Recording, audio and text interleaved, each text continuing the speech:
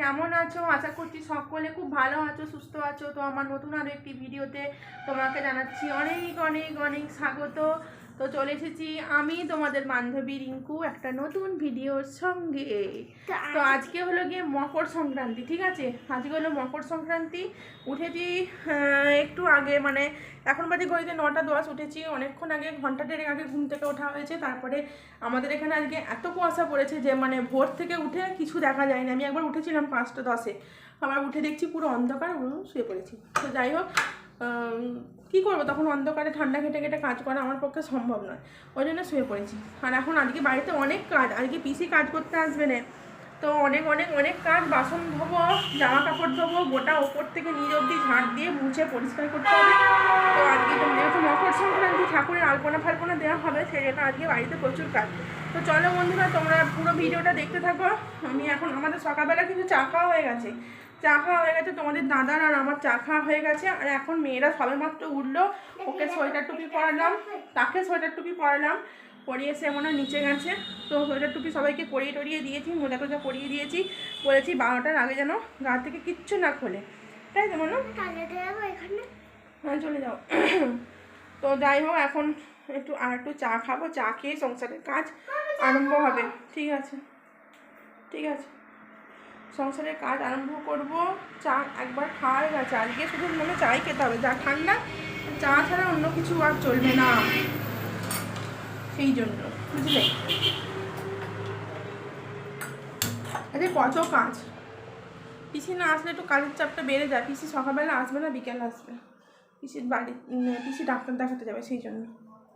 তো জামা কাপড় ধোবো আর বাসন ধোবো। কালকে রাত্রিবেলা খাসির মাংস খাওয়া হয়েছিল, ঠিক আছে? খাসির মাংসর বাসন আছে, আমার কাছে নিচে নিয়ে গিয়ে ধুতে হবে। আমার এইখানে ধুতে পারবো না, কারণ আমার একটু কেমন কেমন লাগে আর কি, মাংসর বাসন যদি জল টল ছিটকায় না, কেমন একটা অস্বস্তি মতন গা ঘিন ঘিন করে, ওই জন্য নিচে গিয়ে বাসন ধোবো। একদম টাটকা গরম জল কলে এখন দিচ্ছে, একদম সুন্দরভাবে ধুয়ে পরিষ্কার হয়ে যাবে।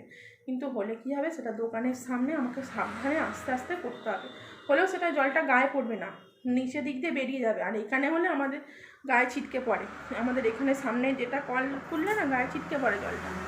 ঠিক আছে, চলো চাটা খেয়ে নিই, তাড়াতাড়ি চাই। সকাল সকাল যা ঠান্ডা পড়েছে, তোমাদেরকে কি বলবো, কতটা বললে তোমরা বুঝবে আমি জানি না, কিন্তু এই ঠান্ডাটা শুধু আমাদের এখানে নয়, প্রত্যেকটা জায়গাতে পড়েছে ঠান্ডাটা। এতই ঠান্ডা পড়েছে যে মানে হাত পা বার করে কাজ করা তো দূরের কথা, বিছানা থেকে নামা যাচ্ছে না, নামলেও যে কাজ করব সেরকম মানসিকতা থাকছে না। আমি তো ঘন ঘন শুধু চাই খাচ্ছি সকাল থেকে, এটা নিয়ে মনে 2-3বার চা হয়ে গেল। যাই হোক, তাতেও যেন ঠান্ডা যেন জড়িয়ে ধরছে, এরকম অবস্থা মনে হচ্ছে। তো দেখো, চাটা খাওয়ার পর এখানে বসালাম, মেয়েরা মুখ ধোবে সেই জন্য একটু গরম জল বসালাম। ঠিক আছে, একটু গরম জল করে দিলে ওরা মুখটা বেশ শান্তি করে ধুতে পারবে। আর এত ঠান্ডা লেগে দাঁতের গোড়া মাড়ি সব ব্যথা করেছে যে কথা বলতে ভীষণ কষ্ট হচ্ছে। যাই হোক, ওদেরকে একটু গরম জল দিয়ে দিচ্ছি, জল পাইল করে ওরা মুখ ধুয়ে নেবে। তারপরে যে দেখো, এতগুলো বাসন হয়েছে, সব বয়ে বয়ে নিচে আনলাম, কারণ এখানেই বসে বসে মাজা ধোয়া করব। পিসি আসবে না যেহেতু, আর মাংসর বাসন আমি না ওপরে ধুতে আমার একটু কেমন কেমন হয়। পিসি মেজে দেয়, ঠিক আছে, দিনের বেলাটা, কিন্তু আমার যে ওই যে জলটা ছিটকিয়ে যে চতুর্দিকে হয়ে যায় না, তখনই আমার একটু কেমন কেমন হয়। আসলে বেসিন থাকলে তবু আবার ছিটকাতো না, এটা তো খুব একটা গর্ত নয় যে জল কল থেকে যখন পড়ছে তখন একটু ছিটকোয়, গায়েও ছিটকোয় আর বাইরেও পড়ে। ঠিক আছে, সাবধানে কাজ করি, তবুও যেহেতু খাসির মাংস না, তখন একটু তেল জাতীয় চর্বি জাতীয় থালা বাসনে লেগে আছে, তো একটা কেমন কেমন একটা লাগে, কেমন কেমন গা ফা ঘিন ঘিন করে, সেই জন্যই আরও প্রবলেম। তো একদম দেখো, রাস্তা কি বলবো, রাস্তার ওপরেই আমি বসেছি, রাস্তার ওপরেই দোকান, তো রাস্তার ওপরেই বাড়ি, মনে তো হয় আমার গায়ের কাছ দিয়ে গাড়িগুলো চলে যাচ্ছে, খুব সাবধানে ভয়ে ভয়ে বসেছি মাজতে। সব কিছু বাসন ধুয়ে নেবো, ধুয়ে নিয়ে বেশ কয়েকটা জামা কাপড় আছে, জামা কাপড়গুলো বালতিতে করে বয়ে নিয়ে আসবো, নিয়ে এসে তারপরে জামা কাপড়ও ধোবো, ধুয়ে টুয়ে একবারে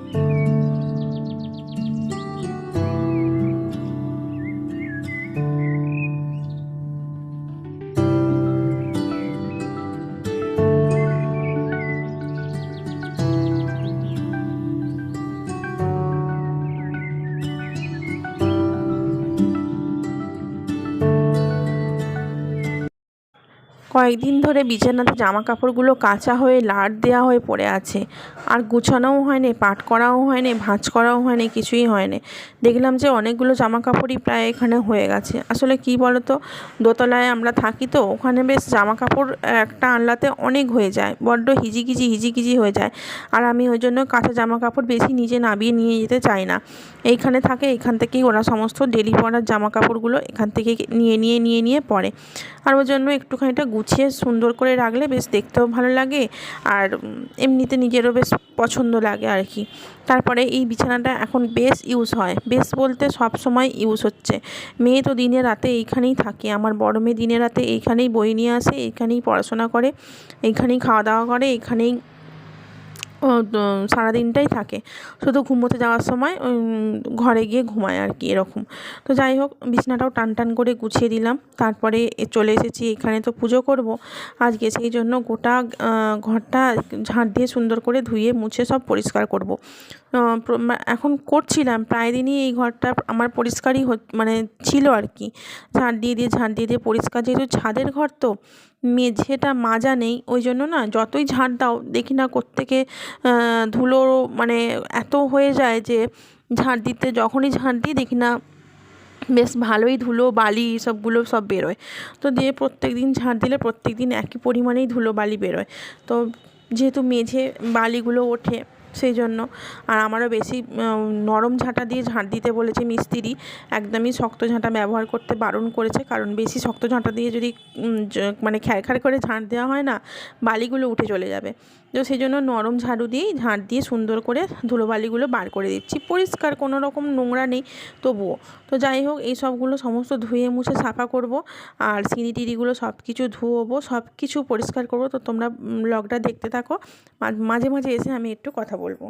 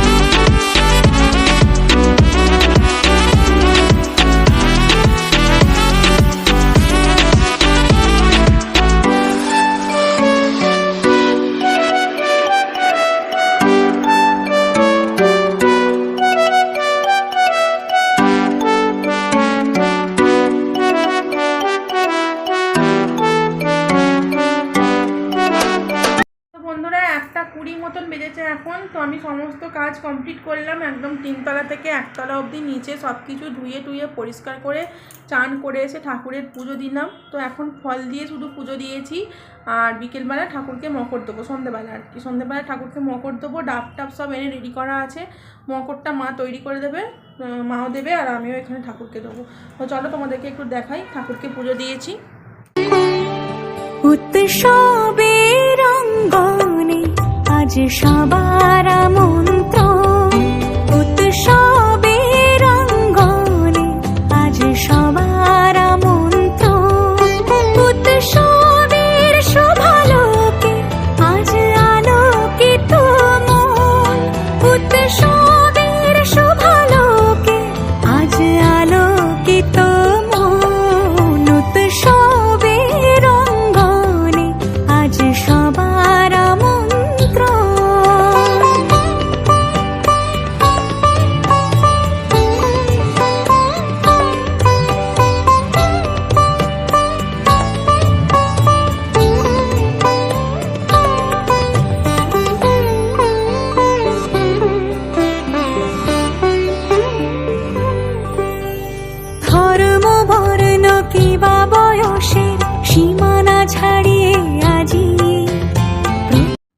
দেখে নিলে। এখন এইভাবেই আমি পুজোটা দিলাম।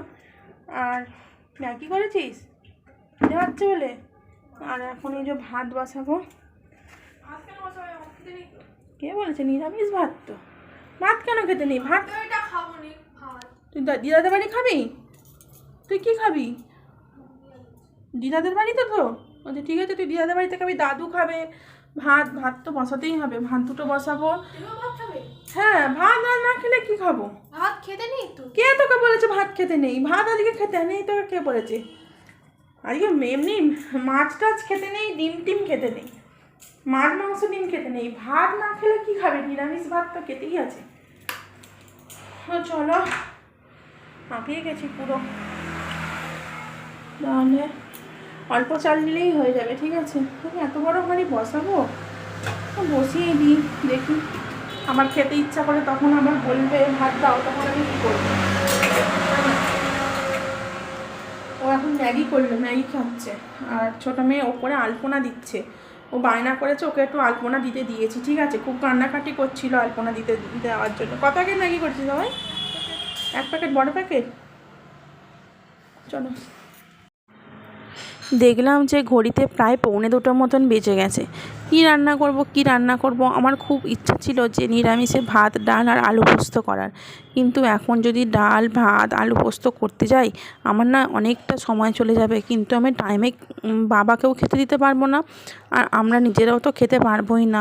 প্রায় হয়তো 3টে সাড়ে 3টে বেজে যাবে সব কিছু কমপ্লিট করতে। তো ভাবলাম খুব ঝটাপট করে যেটা তাড়াতাড়ি হয় সেইটাই বানিয়ে নিই। তাই তাড়াতাড়ি করে কেটে নিলাম একটু আদা, একটু টমেটো, তারপরে তেলের মধ্যে গোটা জিরে, শুকনো লঙ্কা, তেজপাতা সব কিছু ফোড়ন দিয়ে ওই বাটা মশলাটা এখন কষাচ্ছি। আর এর মধ্যে দিয়ে দেবো গোবিন্দভোগ চাল আর সোনামুগের ডাল নিচ থেকে নিয়ে আসলাম, অল্প অল্প করে একদম ধুয়ে রেখেছি রেডি করে। আর তেল দিইনি গো, বলতে ভুল হয়ে গেল, দিয়েছিলাম ঘি, গাওয়া ঘি দিয়েছিলাম। ঘিয়ের মধ্যেই মশলাটা আমি ভাজছিলাম। তো যেহেতু কী বলে গোবিন্দভোগ চাল আর সোনামুগের ডাল, তো ভাবলাম এতে ঘি ছাড়া আর অন্য কিছু বানাবে না। তো সেই জন্য ঘিয়ে সমস্ত চাল ডালগুলো ভাজা ভাজা করে নিয়ে এখন ওপাশে জলটাও বসিয়ে দিয়েছিলাম। 10 মিনিটের মধ্যে জল ফুটে রেডি হয়ে গেছে। আর জলের মধ্যে নুন টুন সমস্ত যা কিছু দেওয়ার সব কিছু দিয়ে এই চালটা ডালটা একসঙ্গে সব ঢেলে দেবো। তো হাঁড়ির মধ্যে ঢেলে দেবো, আর মিনিট 15-র মধ্যে হয়তো আমার খিচুড়িটা রেডি হয়ে যাবে। তাহলে আমি টাইমের মধ্যে দিতে পারবো আর খেতেও পারবো, ঠিক আছে? আর ওপাশে আমার মেয়ে আমাকে একটু হেল্প করে দিচ্ছে, ও করছে মটরশুঁটিটা ছাড়াচ্ছে। মটরশুঁটি বললাম যে একটু ছাড়িয়ে দে তো মানু, তো ও একটু মটরশুঁটি ছাড়িয়ে দিচ্ছে, মটরশুঁটি ছাড়াতে খুব ভালোবাসে। আর কয়েকটা মটরশুঁটি দিয়ে দেবো। আর কিন্তু এর মধ্যে কিছুই অ্যাড করব না, কারণ কিছু অ্যাড করার মতন আমার হাতে সময় নেই। বাবা বলেছিল ফুলকপি আনতে ঘর থেকে, কিন্তু কে যাবে? বাবা এমনিতেই আমার অনেক দেরি হয়ে গেছে। দেখলাম যে ঘরে আধখানা মতন বেগুন আছে, তো এটাকেই 2 পিস করে নিলাম, বাবাকেই শুধু দেবো বেগুন ভাজাটা। তো বেগুন ভাজা করে নিচ্ছি। আর এখানে দেখো প্রায় অনেকটাই 80% মতন হয়ে এসছে। বাকিটা আরও একটু গরম মশলা আর ঘি দিয়ে চাপা দিয়ে দেবো, ঠিক আছে? তো নাড়াচাড়া করে দেখছি কতটা বাকি আছে। বেশ সুগন্ধ উঠেছে একটা, তোমাদেরকে কি বলবো, একটা খুব মিষ্টি সুগন্ধ উঠেছে খিচুড়ির মধ্যে দিয়ে। তো নাড়াচাড়া করে এর মধ্যে অনেকটা ঘি আর একটু গরম মশলা দিয়ে ঢাকা দিয়ে রেখে দেবো। ব্যাস 10 মিনিট নয়, এই আলু ভাজাগুলো ভাজতে ভাজতেই আমার খিচুড়িটা একদম খাওয়ার জন্য রেডি হয়ে যাবে।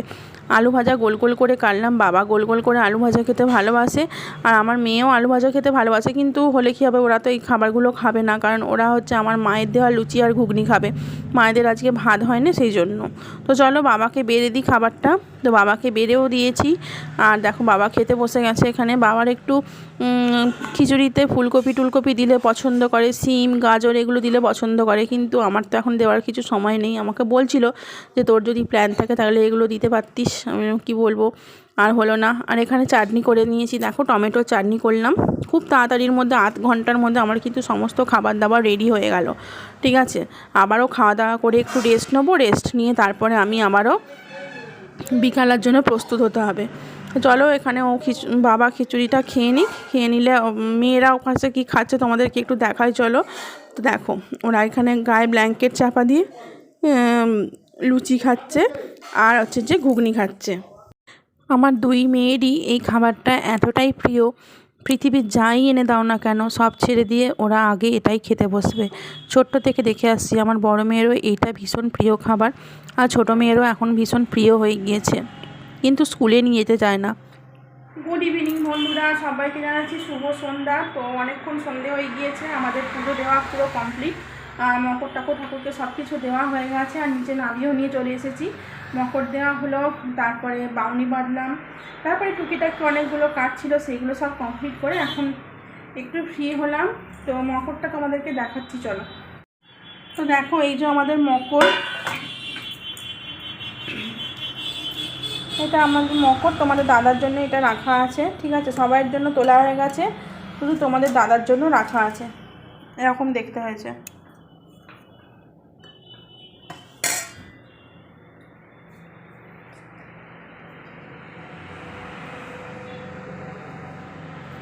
আর এই যে এখানে বাটিতে 3টে বাটিতে তুলে নিয়েছি, বাবাকে দেবো, আমার ছোটো মেয়ে খাবে, আর আমি খাবো। 3টে বাটিতে তুলে নিয়েছি, তো এখন দিয়ে আসি, বাবাকে দিয়ে দিই। আর এরা রইল তোমাদের দাদার জন্য। আমার বড় মেয়ে তো খাবে না, ওর তো দুধ খেলে ওই জন্য গ্যাস হয়ে যায়, সেই জন্য খাবে না, একটা ঢাকা দিয়ে রেখে দিই, ও খাবেই না মকর, ঠিক আছে? তো চলো দিয়ে দিই, ঠিক আছে? দেখো এরকম দেখতে হয়েছে। মায়ের বাড়িতে পিঠের আয়োজন হবে, তো সেই জন্য নারকেলের ছাই মারার প্রস্তুতি চলছে। আমি ছাইটা মারছিলাম, মা বলে এতে 2টো এলাচ দে। আমি বললাম ঠিক আছে, এলাচগুলো তুমি তাহলে ছাড়িয়ে দিয়ে দাও। আর নারকেলটা খেজুর গুড়, মানে যেটা হচ্ছে যে নলেন গুড়, মানে ওটাকে কি বলে, ঝোলা গুড়, সেইটা দিয়ে ছাইটা মারছি। পাটালি নয়, ঝোলা গুড় দিয়েই ছাইটা মারছি। আমাদের এখানে একদম সদ্য টাটকা গুড় শাল থেকে গুড় আনা হয়েছে, বাবা আনলো, ঠিক আছে? ফুটোচ্ছিল, বাবা নিয়ে আসলো। আমাদের এখানে তো একদম হচ্ছে আমাদের বাড়ির সামনেই, আর কি সুন্দর গন্ধ যে তোমাদেরকে কি বলবো। তো ছাইটা এখন মেরে নিই, ভাবলাম অল্প একটু গুড় দিলেই হয়ে যাবে, তো দেখলাম যে না, আরও একটু দিতে হবে। তারপরে এই যে ছাই মেরে রেডি করে নিয়ে চলে এসেছি এপাশে। আর আমার বড় পিসিতে আমাতে দুজনে মিলে গড়া হচ্ছে পিঠে। তবু আমি ওদেরকে কাউকেই গড়তে বারণ করেছিলাম, কারণ দুধ পুলি করব যেহেতু, সেহেতু খুব ছোট্ট ছোট্ট করে পিঠেটা বানাতে হবে। বেশি বড় করে বানালে খেতে ভালো লাগবে না, তাই আমি খুব ছোট ছোট করে বানাচ্ছিলাম। আবার ক্যামেরাতে দেখছি বেশ বড় বড় লাগছে, কিন্তু যতটা বড় লাগছে অতটা কিন্তু রিয়েল অতটা বড় নয়, ওর থেকে অনেকটাই ছোট ছোট্ট, একদম ছোট্ট ছোট্ট করেছিলাম, খেলার মতন। যেহেতু দুধে সেদ্ধ হবে না, একটু ছোট না হলে ঠিক ভালো লাগে না। তো দুধ পুলি করব আজকে, আর খানিকটা সেদ্ধ পিঠে হবে, ওই নারকেলেরই হবে আজকে। কোনো তরকারির বা ডালের বা অন্য কোনো পিঠে হবে না, কারণ আরও দিন আছে, সেইগুলোতে হবে আর কি। তো বন্ধুরা, এখন ঘড়িতে বেজে গিয়েছে রাত্রি 10:30। তো মায়েদের বাড়ি থেকে এসে গেছি 10টা নাগাদ। এসে আমাদের পিঠে ফিঠে সমস্ত সব কিছু খাওয়া হয়ে গেছে। আর দুধ পুলিটা তোমাদের সঙ্গে একটু শেয়ার করে দিই। দুধ পুলিটা কৌটোয় করে নিয়ে চলে এসেছি। তো দেখো, এই যে